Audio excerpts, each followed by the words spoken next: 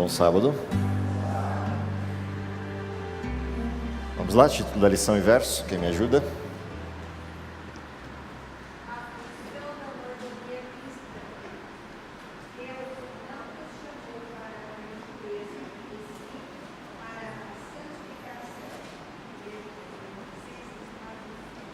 Ok. Antes da gente entrar para o texto propriamente da lição, para discutirmos, vamos para os objetivos da lição dessa semana, para a gente relembrar o que a gente tinha para aprender, o que a gente tinha para mover o nosso coração enquanto sentimento e, além disso, como que isso mudaria a nossa prática, de que maneira essa abordagem da lição dessa semana migraria a nossa prática para outra direção. Então vamos lá, primeiro objetivo dessa semana, o que a gente tinha para aprender, qual era o conhecimento para essa semana.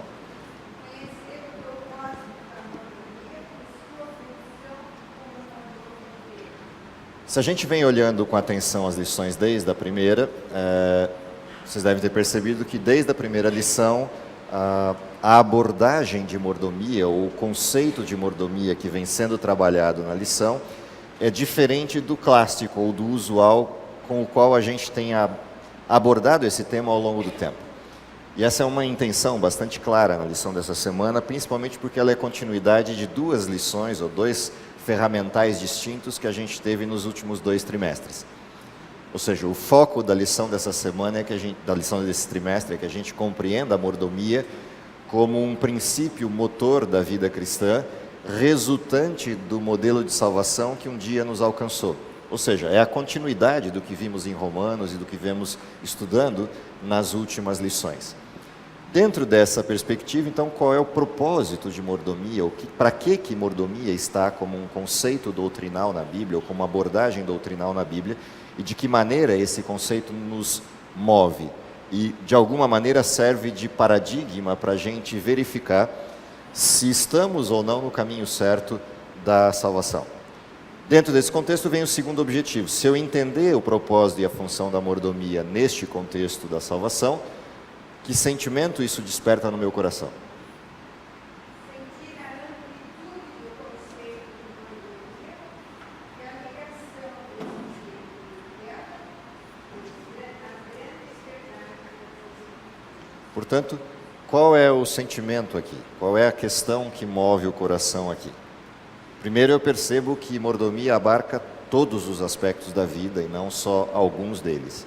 Segunda questão, eu consigo compreender que existe uma ligação íntima entre este conceito, mordomia, e tudo aquilo que faz parte das verdades bíblicas que, de alguma maneira, em algum momento da nossa história, modificaram nossa concepção.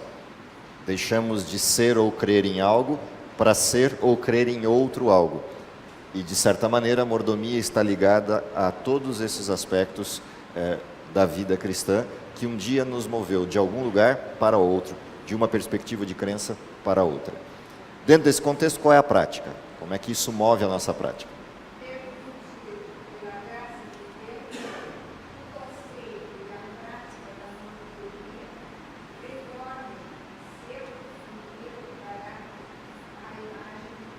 Portanto, a abordagem de mordomia dentro da perspectiva bíblica nada mais é do que a verificação de que houve uma transformação e já não sou eu quem vive, Cristo vive em mim. Pela mordomia eu sou capaz de ver isso, e é o que falamos na semana passada. Da mesma forma como parece existir uma tensão entre Paulo e Tiago, e eu olho para Tiago em resposta a essa tensão, dizendo: me mostra a tua fé sem obras, que eu que as minhas obras te mostram a minha fé. O modelo prático proposto para a lição dessa semana é exatamente esse. Me mostre as obras que movem sua vida, e eu consigo verificar se dentro dessas obras está presente a fé. Eu verifico se essas obras decorrem de uma transformação do caráter à imagem de Cristo. E vice-versa. Essas mesmas práticas, pela sua forma, pela sua conformação, vão moldando, como se fosse um processo de lapidação, a estrutura do cristão à imagem deste Criador. É um processo bilateral. As práticas demonstram a fé que move o meu coração e, ao mesmo tempo, fortalecem essa fé, lapidando a vida cristã à imagem desse Cristo. Esse é o desenho da lição dessa semana, para olharmos a abordagem de mordomia por essa perspectiva. Dentro desse contexto, o título da lição era a função da mordomia. O autor escolheu uma ilustração para percorrer a semana, e por isso eu pus a ilustração ali, só para a gente relembrar disso. Se você prestou atenção, a lição ia sendo construída a partir desta referência. Uma roda de carruagem, e cada pedaço dessa roda e do formato dessa roda ia construindo a compreensão do que ele chama a atenção da gente para o propósito e função da mordomia. Então, dentro desse contexto, onde começa o autor o resgate dessa imagem que forma o nosso conceito de mordomia? Bom, ele começa esse resgate a partir de uma referência central, como se mordomia tivesse dentro de um contexto onde o centro de todas as coisas não é a mordomia, mas é a pessoa de Cristo. A pessoa de Cristo não é a roda, tampouco o cubo, tampouco os raios. A pessoa de Cristo é o eixo onde essa roda está grampeada, onde essa roda está presa. E esse eixo, curiosamente, move as rodas que estiverem presas ali. E aqui vem uma primeira coisa interessante do formato que ele usou de símbolo, embora ele não abordou isso, mas isso ficou implícito no primeiro elemento de abordagem. Esse eixo move mais de uma roda. Por uma razão básica, se eu tiver uma roda só, não há eixo. Ela está simplesmente gripada numa estrutura de uma bicicleta, de uma moto, etc. Mas quando eu tenho mais de uma roda, eu necessito de uma estrutura de eixo que a segure. E curiosamente, esse eixo move as rodas juntas, move as rodas da mesma forma, move as rodas do mesmo jeito. Portanto, isso mostra a forma como o processo de uma igreja, o processo de um grupo de cristãos deveria agir. Eles são movidos juntos. Isso é o conceito de unidade cristã, por isso somos um só corpo, com uma só cabeça, com diversos membros, mas movidos numa mesma direção, de um mesmo formato. Portanto, assim começa a ilustração dessa semana. O que move a estrutura do cristianismo é a pessoa central deste cristianismo, Cristo. Todo o restante que a gente encontrar na Bíblia só faz sentido a partir desta referência. Ou seja, a roda não é um fim em si mesmo, os raios tampouco. Sequer a carruagem carregada por essa roda faz sentido se o centro que move tudo isso não for Cristo. E se o centro que liga todas essas coisas e faz essas coisas se moverem não for Cristo. Portanto, aqui começa a primeira referência. Tudo que a gente encontrar de doutrinas, tudo que a gente encontrar de práticas, de conselhos, tem que estar centrado nisto, Cristo. Dentro deste conceito, ele começa a construir o desenho dessa roda. A partir da referência desse eixo, ele nos leva a atenção, como autor, àquilo que prende essa roda ao eixo, que a gente costuma chamar de cubo da roda. Esse cubo da roda que prende a roda ao eixo é a doutrina distintiva bíblica e que, por coincidência, distingue aquilo que nós chamamos de movimento adventista de todo o restante do arcabouço doutrinal lidado no cristianismo até hoje. Curiosamente, foi a forma como Deus escolheu resgatar o povo de Israel à centralidade daquilo que eles perderam no Egito. Assim que Deus tira Israel do Egito, antes de os levar à terra prometida, Deus conduz Israel para que lugar? A península de um grupo de montanhas conhecida como Sinai. Ali o povo acampa, Moisés sobe o monte, Deus começa a resgatar as instruções ao povo. Nesse pacote instrucional, Deus elabora uma forma concreta de esse povo resgatar todos os conceitos que o paganismo lhes roubou, lhes tirou. E essa forma ilustrativa para resgatar tudo aquilo que foi perdido pelo pecado é um negócio chamado santuário. Portanto, santuário não é um lugar para a congregação ou um templo para a congregação, embora isso ocorra no modelo do santuário. Não é um lugar para as pessoas irem adorar a Deus, embora isto aconteça no santuário. Tampouco é um lugar para sacrificar, embora sacrifícios aconteçam no santuário. Santuário é um sistema de crenças, aglutinado em detalhes cada pedacinho do santuário, onde cada um desses detalhes traz de volta à centralidade aquilo que o paganismo egípcio roubou do povo de Deus. Portanto, a grande questão do santuário, e por isso ele está aqui nesse sistema central ligado ao modelo, é porque a pessoa central do santuário, que ministra todo o serviço, é Cristo. O santuário é movido ao redor e através de Cristo. Todos os detalhes dele. Morte, redenção, julgamento, lei, todas as coisas presentes no santuário estão orbitando ao redor de Cristo, plugadas nele, o eixo que move o santuário.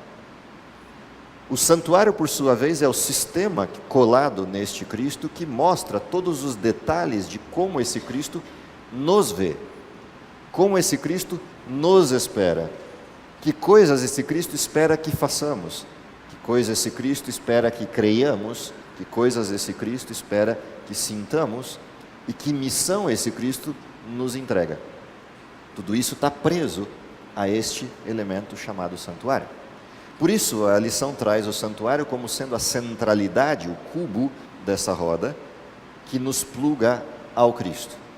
O ministério de Cristo se faz transmitir, verificar e entender por esse modelo doutrinal que corre toda a estrutura da Bíblia.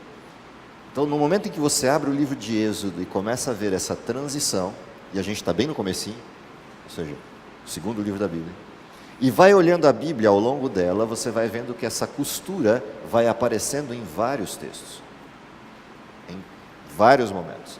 Se você passa pelos Salmos, você vê a figura do santuário ali como uma proposta interessante de alegria, porque fui convidado a ir à casa do Senhor. Se você vai à estrutura do modelo de Israel, você percebe que toda a sua atenção está voltada para a cidade prometida de Deus, Jerusalém, e no centro dela a figura do santuário. Se você vai a Daniel, você vê Daniel abrindo sua janela e orando 2 vezes ao dia, voltado para o santuário, outrora destruído na invasão babilônica.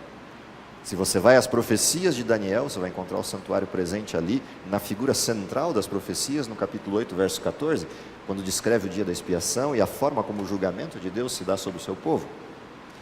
Se você continua percorrendo a história, você verifica que o livro antigo, ou o Antigo Testamento, finaliza a sua abordagem com uma referência ao santuário. Perdeu-se a glória que ali existia e encerra-se um sistema. Mas você vai ao Novo Testamento e descobre que mesmo tendo sido encerrado o sistema sacrificial do santuário, ele continua presente, costurando todo o Novo Testamento na sua abordagem. Ao ponto de, no ápice do Novo Testamento, que é o livro de Hebreus, quando aponta ao céu e o resgate do povo de Deus a este novo povo, agora formado não só por judeus, mas formado por todo aquele que crê em Cristo, o centro do livro de Hebreus é a figura do santuário e o seu serviço, exaltando o sumo sacerdote presente dentro dele. Portanto, o santuário reúne em si todas as doutrinas sistemáticas da Bíblia, toda a teologia bíblica, todas as referências bíblicas. Ele aglutina tudo isso. Por isso, o autor o tratou como sendo cubo. Esse cubo, por sua vez, tem, saindo dele, raios, formando essa roda dessa imensa carruagem. Quais são esses raios? E como eu os aprendo? Cada pedacinho doutrinal deste santuário que bloca tudo, neste cubo, se espalha ao redor da vida cristã. Por um lado, eu olho o sacrifício de Cristo e aprendo que sem sangue não há remissão de pecados. Por um outro raio, eu verifico que não adianta eu ter sido salvo por Cristo e continuar pecando, e aparece uma referência legal dizendo que sem lei não há conhecimento do pecado, e sem conhecimento do pecado não há percepção de necessidade de salvação. É um outro raio. Eu verifico que também há um outro raio na centralidade dessa lei, dizendo: adore a Deus, aquele que fez o céu, a terra e o mar, a fonte das águas, e isso tem um dia para ocorrer. Aquele estabelecido em Gênesis 2, e aparece uma outra doutrina. Eu verifico que a vida cristã tem N elementos que o pecado provocou, e esses elementos provocados pelo pecado aparecem em cada uma das doutrinas de resgate disso. Para a perspectiva da traição, vem uma perspectiva doutrinal do sentido das relações humanas. Para a perspectiva do que o pecado provocou como a mentira, vem uma referência de honestidade, integridade, doutrinas ligadas a esse aspecto. Para a perspectiva de uma humanidade que perdeu a referência de quem é Deus, aparece um conjunto de doutrinas que mostram quem é Deus como pessoa, quem é Deus como relação, quem é Deus como representação triuna, Pai, Filho e Espírito, quem é Deus como processo de missão e função, o Pai com uma função, o Espírito com outra, Cristo com outra, e cada uma dessas doutrinas vão se plugando a esse cubo, num processo de demonstração de como a vida cristã vai se transicionando, ou seja, quanto mais eu espraio desse cubo central e mais chego à borda, ou seja, mais chego ao contato do cristão com o mundo onde ele vive, mais distantes entre si essas doutrinas estão, porque elas são vistas aí de maneira isolada. Em um lugar eu ajo com a honestidade porque ali é necessária, em outro eu ajo com o amor porque ali é necessário. Ou seja, em cada um desses pontos onde esses raios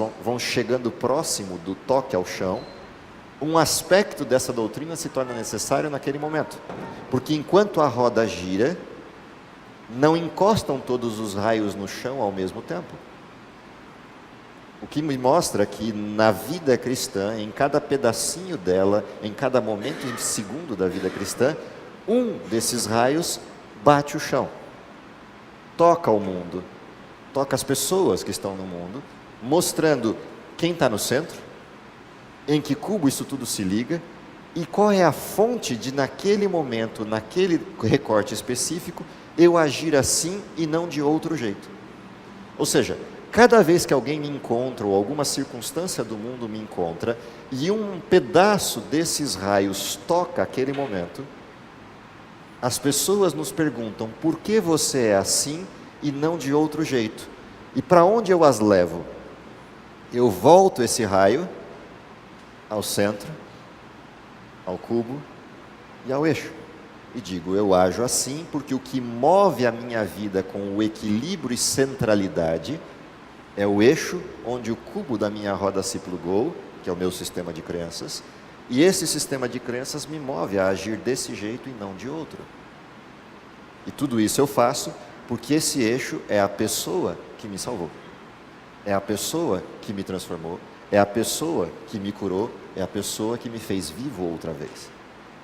E por amar essa pessoa, eu plugo nessa pessoa toda a minha forma de viver, todo o meu sistema de crença, toda a minha maneira, meu mindset, minha maneira de pensar, minha estrutura mental, eu plugo neste eixo. Portanto, doutrinas nada mais são do que esse sistema de um modelo mental que se plugou a um Cristo que me salvou. Caso contrário, se eu retiro Cristo e uso esse sistema de doutrinas sem o Cristo, é como se eu pegasse esses eixos soltos de uma roda, e imagine essa roda sem o arco que a cerca, e sem o eixo que a sustenta, e eu tentasse jogar essa roda ladeira abaixo. Em cada lugar onde essa roda batesse, qual seria a sensação? Eu quebro o raio, ou a pessoa onde esse raio bateu? Portanto, a roda faz sentido quando eu vou completando o desenho e ele vai se fechando num sistema. O problema é que esses raios, sem algo que os circunde, não faz sentido. E aí, esse raio tem que ter sido cercado por um modelo que prende os raios e toca o chão de maneira suave. Essa roda não é quadrada, ela é redonda. Ela não vai de solavancos, ela vai lisa. Esse arcabouço que cerca essa roda, se você olhar, ele deve estar na lição de quarta-feira. Esse arcabouço que cerca a roda, como é que está o título dele aí? Como é que está a abordagem dele aí? O que está escrito aí?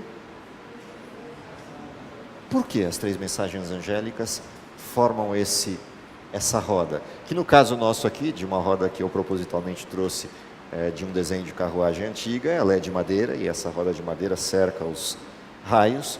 Porque as mensagens angélicas são aquela expressão da suavidade com que os raios tocam o chão.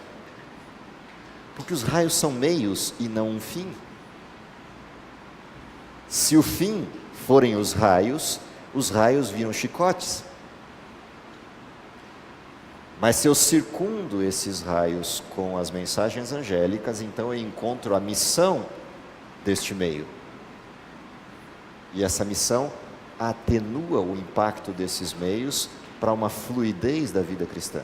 Ou seja, eu uno esses raios a um cubo e na borda oposta eu seguro esses raios numa direção, ou seja, eu sei para onde eu vou. O que segura todos os raios é a missão, é o propósito.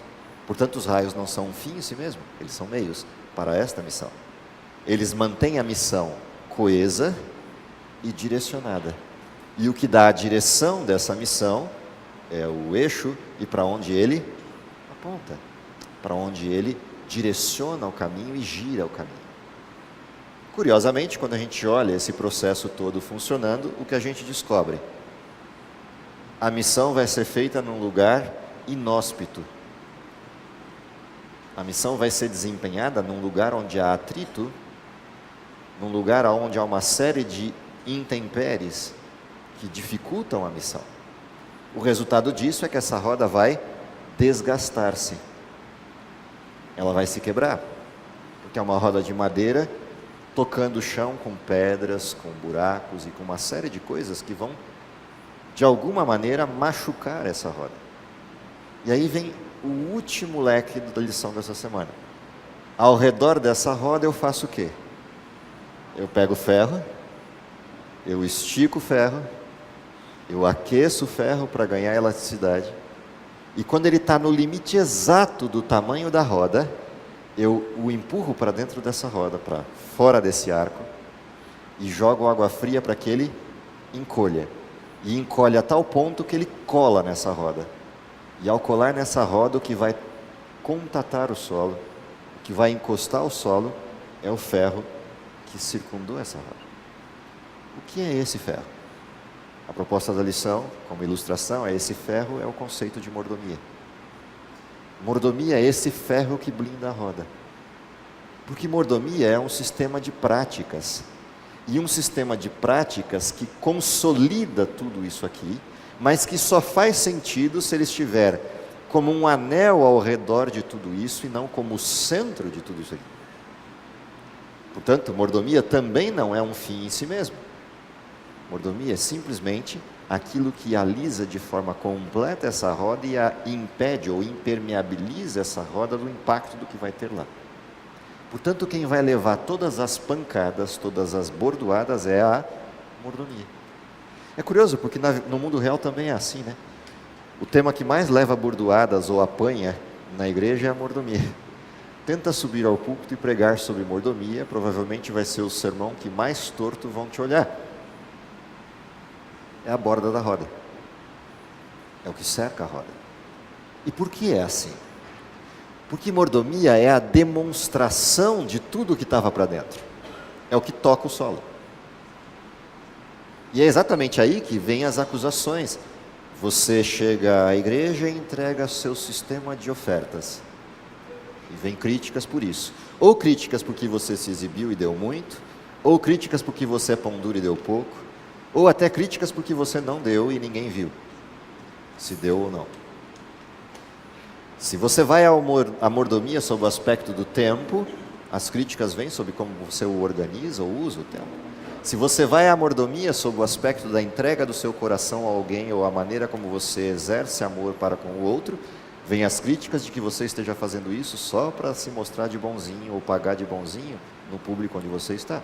Se você vai à mordomia sob o processo da entrega à missão, virão as acusações de que você está fazendo isso e perdendo o foco da vida, porque você só faz isso, só faz a missão e perdeu a centralidade das coisas. Para cada aspecto que você mostrar da prática da mordomia, virá uma pedra no caminho. O que vai acontecendo com a roda? Ela vai amassando. Como é que você ajusta isso outra vez? Não tem outra forma a não ser voltar para o forno e para o ferreiro. E o martelo bater e alisar outra vez. Portanto, o processo fere nas duas dimensões. fere no viver e fere no remodelar os impactos que esse viver produziram sobre essa roda. Ou seja, a vida do cristão, ela é uma vida de ajustes. Ajustes pelo impacto do cristianismo na existência num mundo mal e ajustes pelo impacto desse mundo mal no próprio cristianismo. E o tempo inteiro você tem que voltar ao ferreiro para verificar se a roda ainda está intacta. Ou seja, se em algum momento eu não mudei a minha prática para tentar me moldar ao solo. Quando na realidade eu tenho que me moldar à roda e não ao solo. Portanto, para que serve todo esse sistema? Cristo, doutrina central, doutrinas espraiadas, missão. Para que serve tudo isso? É isso que dá forma à minha prática. Se eu tentar ajustar a minha prática ao mundo em que eu estou, eu me desajusto da roda. Por sua vez, se eu me ajustar à roda, eu me desajusto do mundo. E esse é um binômio incansável. O tempo inteiro a vida cristã é isto. Então, para que serve mordomia? Qual é a sua função? É pela mordomia que eu percebo com qual dos dois modelos eu estou ajustado. Se à roda, num círculo perfeito e lisinho, ou ao mundo, com todas as variantes do solo. Ou seja, se a roda está cheia de variações, em algum ponto dela empenada, significa que alguma coisa do sistema de crenças está comprometido. Se por sua vez essa roda estiver lisinha, você vai começar a incomodar o terreno. E o terreno vai reagir a esse incômodo, tentando entortar a roda. Viver no mundo é isso. Luz e trevas não convivem juntos. Onde entra um, sai o outro. As trevas não prevalecem sobre a luz, mas tentam fazê-lo. Todas as formas de tentar apagar isso são maneiras de ajustar essa casca colocada ao redor da roda. O curioso da ilustração que o autor dessa semana traz, dessa lição traz para a gente, é que de fato ele conseguiu espelhar, numa forma visual, o lugar de cada coisa. A ilustração foi perfeita, no sentido de conseguir mostrar a dimensão correta da gente colocar peso nas coisas. Onde eu ponho o peso total? No eixo. Quem sofre o maior impacto de tudo? É o eixo. Qual é a parte da roda mais sensível e que quebra se eu não cuidar do resto? A estrutura da cabeça do eixo. E a roda se desprende. O curioso é que esse desprender não se deu por causa do eixo. Se deu por causa dos grampos. Dos grampos. É ali que se quebra. Portanto, quando a gente olha essa estrutura, a cabeça do eixo se quebrando, o que a gente está olhando é esse desplugar da roda do resto. Se a gente olhar o sistema bíblico, é exatamente o que a Bíblia diz quando chama Cristo de pedra de esquina do templo. Ou essa pedra sustenta o prédio, ou o prédio se quebra nela. A pedra permanece intacta. O resto depende de nós. Portanto, tirar do eixo, todo o restante é nosso. A vida cristã é a manutenção do conhecimento de todo o conjunto que forma o cubo da roda, a decisão de ligar esse cubo a Cristo para dele vir a compreensão de todo esse sistema de crenças, a decisão de não guardar esse sistema de crenças centrado no cubo, mas espraiá-lo em diversas estruturas doutrinais que atinjam o mundo em cada uma das suas necessidades, a decisão de focar esse meio, essas doutrinas, na missão correta, as 3 mensagens angélicas, e a decisão de que tudo isso seja feito ajustado à roda e não a nós mesmos. Cada um desses elementos move uma decisão, um processo decisório. Quando a lição propôs que o segundo objetivo, que era o sentimento, era perceber a amplitude disso, para que a gente esmiuça todos esses detalhes da Rory, que a gente tenha a ideia correta da dimensão de todo esse sistema e de como a Bíblia é um livro absolutamente integrado, coeso, uno, indivisível, de modelo mental, de modelo de fé, de modelo de prática.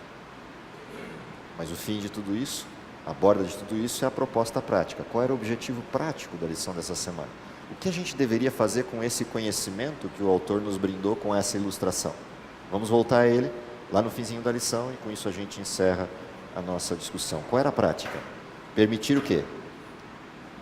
Que pela graça de Deus, o centro da roda, Cristo, o conceito e a prática de mordomia, ou seja, todo o sistema que se espraia, o conceito, e a prática, o ferro, o anel de ferro que circunda a roda, reformem o quê? Quem eu sou. A imagem de quem? Do eixo. É para isso que a gente está estudando tudo isso. Caso contrário, a única coisa que a gente terá visto é um conjunto pragmático de regras que nos coíbem coisas. Ao contrário disso, se eu entender para que serve tudo isso, o que eu estarei vendo é um conjunto de elementos, um conjunto de coisas, um conjunto de estruturas que nos moldam a cada dia de volta àquilo que fomos criados e que perdemos em 6.000 anos de história.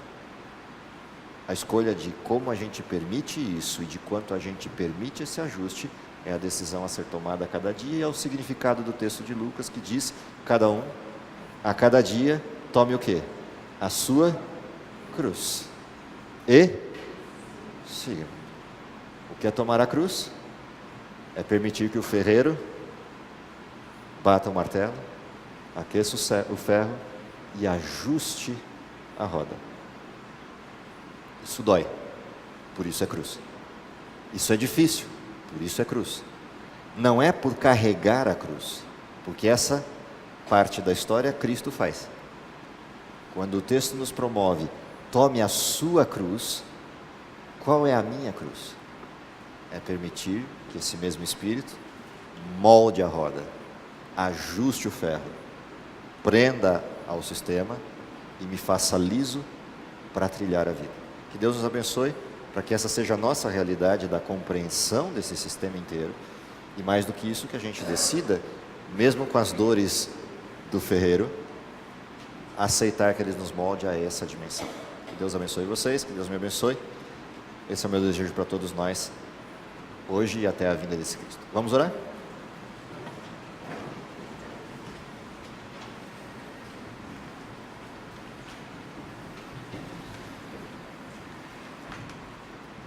Querido Pai que está nos céus, te agradecemos pelo dom da vida. Te agradecemos porque no Teu infinito amor decidiste nos criar, nos fazer Teus filhos, Teus irmãos. Nos dissestes no passado que tínhamos uma perspectiva de eternidade, da qual abrimos mão. Agora pedimos que de alguma maneira nos invada o coração com um pleno desejo de retornar para casa, aceitarmos a dificuldade de sermos moldados àquilo que perdemos e que, se possível, ao aceitarmos tudo isso e focarmos na Tua missão, possamos com isso abreviar a Tua vinda e ainda vê-lo voltando em nossa geração. Isso é o que lhe pedimos, confiado nos méritos desse Cristo maravilhoso, que nos move na direção única do céu. É no nome dele que oramos e pedimos todas essas coisas. Amém.